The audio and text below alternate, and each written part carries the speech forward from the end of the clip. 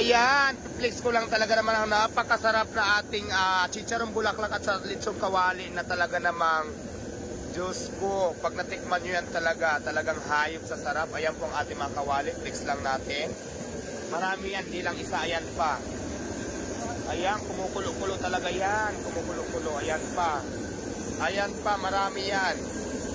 Ayan, napakasarap po ng ating litsong kawali at saka chicharong bulaklak. At syempre, mayroon pa rin tayo dyan.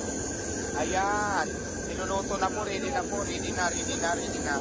At syempre pa, ayan. I-prepare pa namin yung talaga namang tikman nyo na. Pumunta na kayo dito sa Diwata Pares Overlord.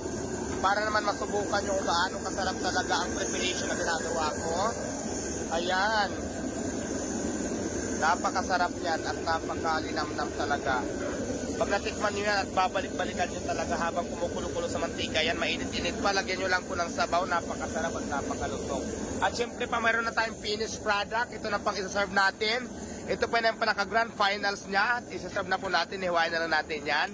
Ayan po ang ating overload na tinatawag. Kaya naman ano pang hinintay nyo, tara na, kain na. Dito sa Diwata Pares Overload na matatagpuan dito sa Pasay City. Once again, ang nasa inyong harapan ang baklang dati na bugbog pero ngayon dinudumog. Diwata Pares Overload. Thank you viewers. Maraming salamat.